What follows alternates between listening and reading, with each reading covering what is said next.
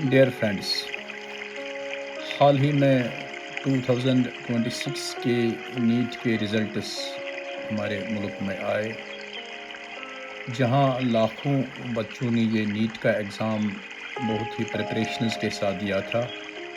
وہیں جب سلیکشن ہوئی تو بہت کم بچوں کی ہوئی، زیادہ بچے ڈراپ ہوئے۔ اگر دیکھا جائے تو سارے بچے جنہوں نے نیٹ کا ایگزام دیا تھا انہوں نے ایک گول سیٹ کیا تھا، لیکن سارے بچے اس گول تک نہیں پہنچے۔ تو ہم کہہ سکتے ہیں کہ جو گولز ہے اور جو سسٹم ہے یہ دو الگ الگ چیزیں ہیں، حالانکہ یہی ایک دوسرے کی ہیلپ کرتے ہیں، لیکن ہے یہ دو الگ الگ چیزیں۔ بچوں کے لیے بہتر یہ ہے کہ وہ سسٹم کو فالو کرے، گول کی فکر نہ کرے، کیونکہ winners and losers here having the same goals but who followed the system become winners۔ مطلب کہ جنہوں نے سسٹم کو فالو کیا وہی گول تک بھی پہنچے۔ میں اس کو ایک ایگزامپل کے ذریعے سے بھی بچوں کو سمجھانے کی کوشش کروں گا کہ ہر ٹیم جو کسی بھی ٹورنامنٹ میں جاتی ہے وہ یہ گول لے کر جاتی ہے کہ ہم ہی ونرز ہوں گے، ہمیں ہی فائنل میں ٹرافی کو اچیو کرنا ہے۔ ان کی نظریں اسی پہ ہوتی ہر ٹیم کی، لیکن ونر کوئی ایک ٹیم بنتا ہے۔ تو گول سب کا ایک تھا مگر ونر ایک بنا۔ جو یہ ونر بنا تو یہاں سارے لوگ اس کو پریز کرتے ہیں، مگر بہت کم لوگ سسٹم کو دیکھتے ہیں کہ انہوں نے کون سا سسٹم فالو کیا تھا۔ تو جب پھر اس کو دیکھتے ہیں تو یہ دیکھا جاتا ہے کہ جس ٹیم کو ون حاصل ہوئی انہوں نے ایک پروسیجر کو فالو کیا تھا، ایک ٹیم سپرٹ دکھایا تھا، ایک مورل اپ گریڈیشن دکھائی تھی، ایک کمبینیشن، ایک کیمسٹری دکھائی تھی، کہ جہاں پر لگا کہ یہ ساری چیزیں ان کے اندر تھی جن کی وجہ سے وہ ٹارگٹ کو پا سکے۔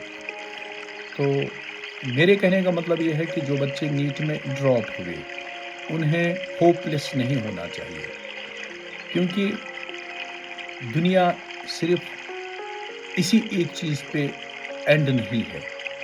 دیر are vast fields, many approaches, different ways to achieve the success. So جو بچے ڈراپ ہوئے انہیں چاہیے کہ وہ ہمت نہ ہارے، ایک سسٹم کو فالو کرے، ایک ٹائم ٹیبل کو فالو کرے، ایک خوشی کو فالو کرے، دل پر نہ لے، ڈس امپوائنٹ نہ ہو جائے، کیونکہ جو ان کا کریٹر ہے اس نے انہیں بے مقصد ایم لیس اس دنیا میں پیدا نہیں کیا ہے۔ ضرور بہت سارے ایسے انسان اس دنیا کے یہاں سے جب رخصت ہو جاتے ہیں تو وہ کچھ بالکل کر کے ہی رخصت ہو جاتے ہیں، لیکن بہت سارے ایسے بھی ہیں جو کچھ نہیں کر پاتے ہیں اور رخصت ہو جاتے ہیں۔ جو کچھ نہیں کر پاتے ہیں ان کے پاس بھی ٹیلنٹ تھا، مگر انہوں نے ایک پروسیس کو فالو نہیں کیا، ایک سسٹم کو فالو نہیں کیا، ایک کانسٹنٹ اپروچ کو فالو نہیں کیا۔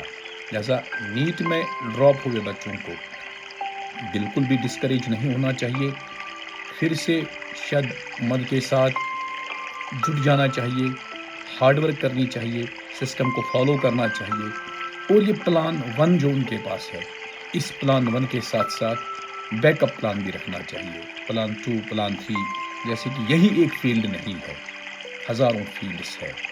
وہ یہ ڈاکٹریٹ حاصل کر سکتے ہیں بنا MBBS کر کے بھی، لٹریچر میں، کسی اور فیلڈ میں، ہزاروں فیلڈس ہے آج کی دنیا کے ایڈوانس ٹیکنالوجی کے، تو کہیں اور چلے جائیں۔